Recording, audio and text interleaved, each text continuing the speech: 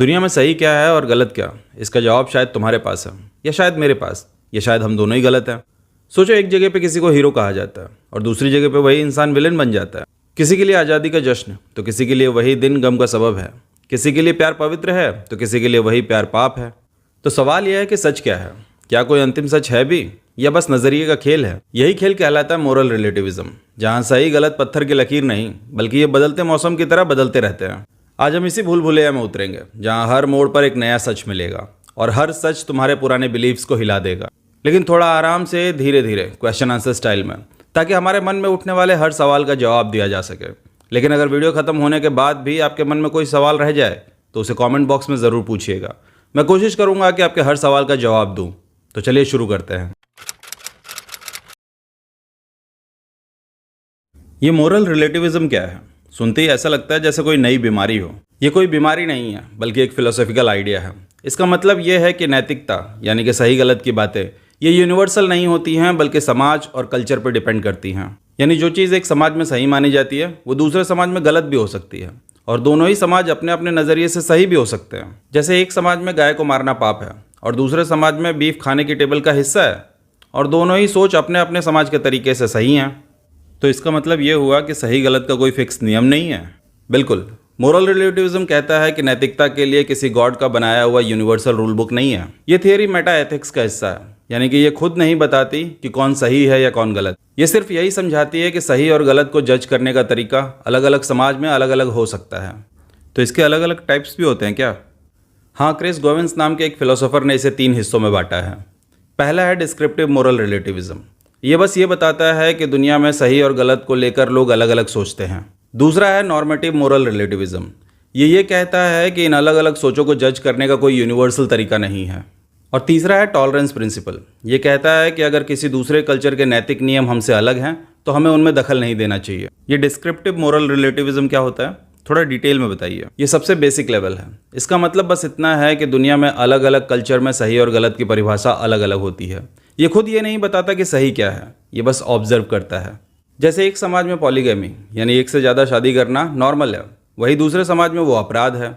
ये आपको ये बता देगा कि दोनों समाज में डिफरेंस क्या है, लेकिन ये जज नहीं करेगा कि सही कौन है। तो फिर नॉर्मेटिव मोरल रिलेटिविज्म क्या करता है? ये लेवल 2 का खिलाड़ी है। ये कहता है कि दोनों समाज अपने अपने हिसाब से सही हो सकते हैं, यानी कि सही या गलत फिक्स नहीं होता बल्कि ये कॉन्टेक्स्ट पर डिपेंड करता है। इसका सबसे अच्छा उदाहरण है लैंग्वेज। जैसे अंग्रेजी में डॉग सही है लेकिन हिंदी में कुत्ता भी सही है। अब तुम ये नहीं कह सकते कि अंग्रेजी सही है और हिंदी गलत, बस ये कह सकते हो कि डॉग अंग्रेजी में सही है और कुत्ता हिंदी में। यानी शादी से पहले रिलेशन एक समाज में गलत है तो दूसरे समाज में सही भी हो सकता है।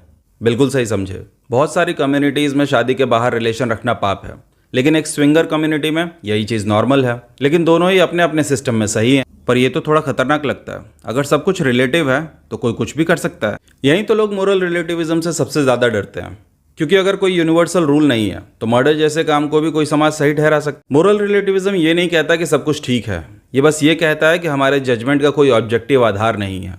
इसलिए इसे लोग फिलोसॉफिकल बोगीमैन कहते हैं। तो फिर ये मोरल रिलेटिविज्म और मोरल ऑब्जेक्टिविज्म में क्या फ़र्क है? इन दोनों में तो जैसे दिन रात का फ़र्क है। मोरल ऑब्जेक्टिविज्म ये कहता है कि कुछ चीज़ें हर हाल में सही या गलत होंगी, इससे फ़र्क नहीं पड़ता कि समाज क्या सोचता है। जबकि मोरल रिलेटिविज्म ये कहता है कि सही और गलत समाज के हिसाब से बदलता है। मतलब ऑब्जेक्टिविज्म है यूनिवर्सल लॉ और रिलेटिविज्म है लोकल रूल्स।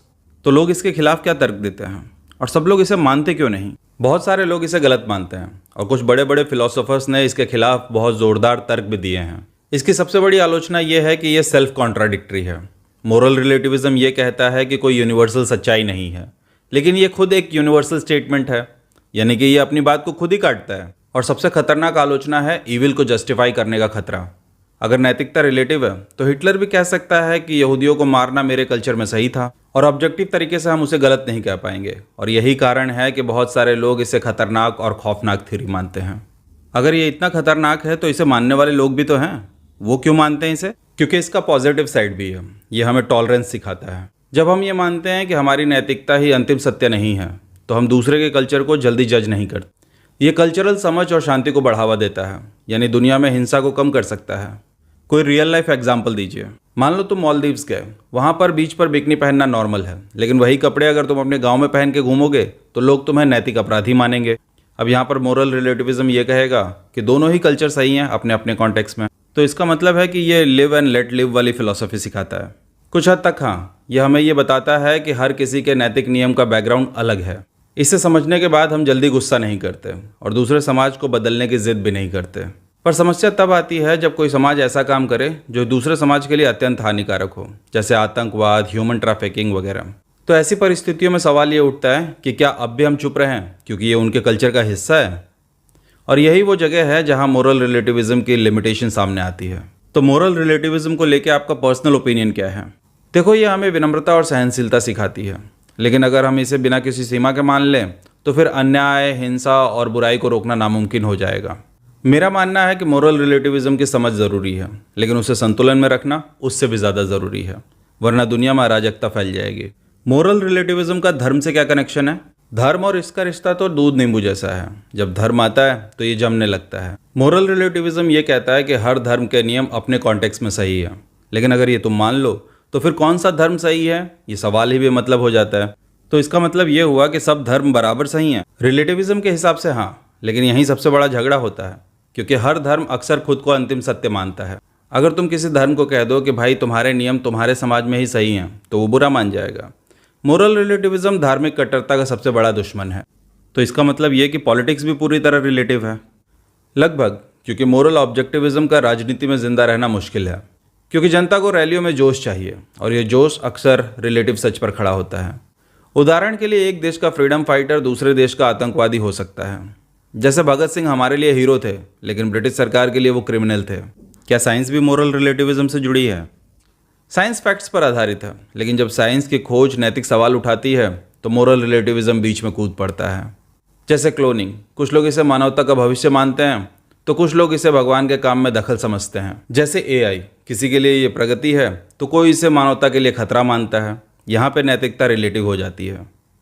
साइंस में तो फैक्ट्स और प्रूफ होता है, फिर भी लोग क्यों झगड़ते हैं? क्योंकि साइंस डेटा देती है और उस डेटा को किस दिशा में इस्तेमाल करना है ये नैतिकता तय करती है, और हर समाज की नैतिकता अलग होती है। मोरल रिलेटिविज्म और फेक न्यूज़ का कोई कनेक्शन है? फेक न्यूज़ तो मोरल रिलेटिविज्म का सस्ता नशा है। आजकल हर न्यूज़ चैनल अपने अपने हिसाब से नैरेटिव पेश करता है। एक चैनल कहेगा कि सरकार महान है, तो दूसरा चैनल कहेगा कि सरकार तानाशाह है, और दोनों अपनी अपनी ऑडियंस के लिए सही हैं। इसलिए आज के टाइम पर इंटरनेट पर सच ढूंढना ऐसा है जैसे मध्य प्रदेश में समंदर का किनारा ढूंढना। इसका सोशल मीडिया पर पब्लिक शेमिंग से कोई कनेक्शन है क्या? ये बड़ा दिलचस्प मुद्दा है।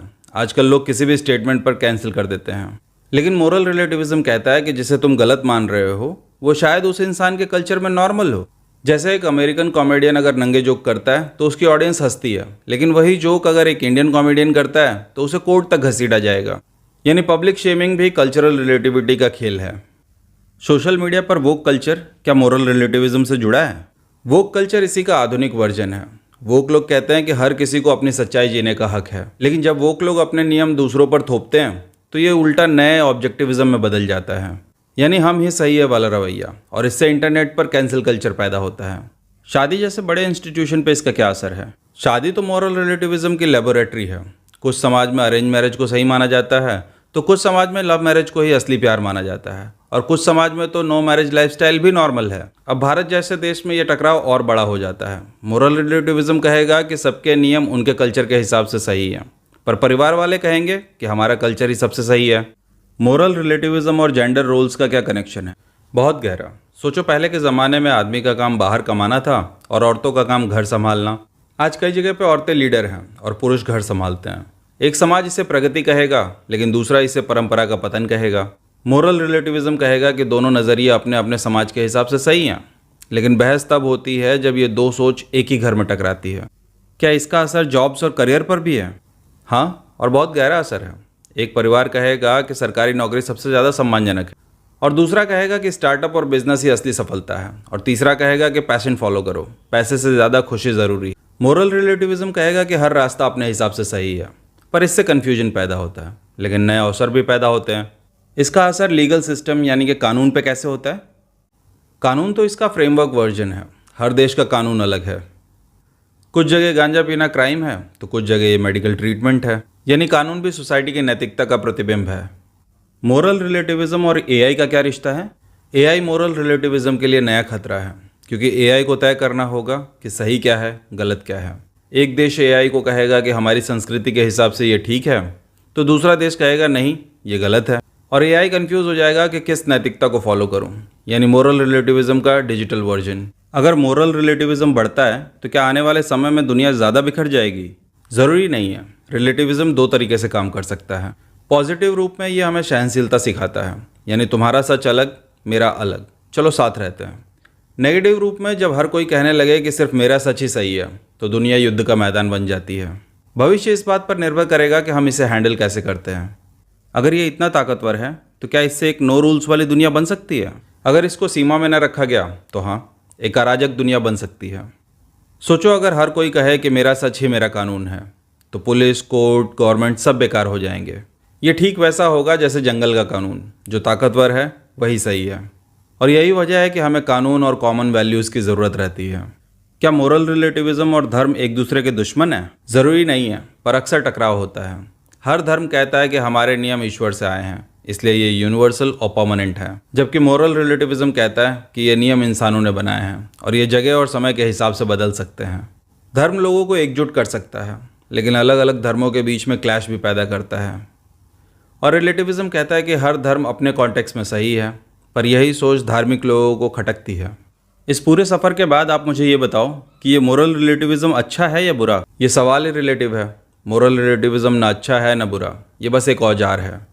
अगर तुम इसे टॉलरेंस और समझ के लिए इस्तेमाल करो तो ये समाज को खूबसूरत बनाएगा, लेकिन अगर इसका इस्तेमाल स्वार्थ और हिंसा के लिए करो तो ये अराजकता फैला देगा। तो क्या कोई ऐसा नियम है जो हर जगह सही हो? एक ही नियम है, करुणा, कंपैशन। भले ही नैतिक नियम अलग अलग हों, पर दूसरे के दुख को महसूस करना हर धर्म, हर कल्चर में पाया जाता है। अगर करुणा को आधार बनाओ तो मोरल रिलेटिविज्म भी बैलेंस्ड हो सकता है। अगर कोई ये वीडियो देख रहा है और कहे कि मोरल रिलेटिविज्म बेकार है, तो वो भी मोरल रिलेटिविज्म का हिस्सा है। उसका ये कहना कि ये गलत है, ये भी उसके निजी नज़रिए पर आधारित है। जिसे वो नकार रहा है, इसे ही फिलोसोफर्स सेल्फ रेफरेंशियल पैराडॉक्स कहते हैं। एक आखिरी सवाल, अगर दुनिया में हर किसी का सच अलग है तो मुझे कैसे जीना चाहिए? अपने सच को जानो, लेकिन ये मत भूलो कि दूसरे का सच भी उतना ही असली है। जीवन ऐसा खेल है जहाँ तुम्हें अपने नियमों के साथ खेलना है, पर दूसरे के नियमों को सम्मान भी देना है, और यही संतुलन तुम्हें शांति देगा।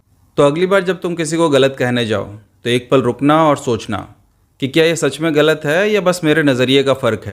और हाँ, अगर ये बात आपके दिल को छू गई हो या आपके दिमाग को हिला गई हो तो वीडियो को लाइक करें, शेयर करें और चैनल को सब्सक्राइब कर लें, ताकि अगले फिलोसॉफिकल गॉसिप को आप मिस ना करें। मिलते हैं अगले वीडियो में, तब तक के लिए जय हिंद।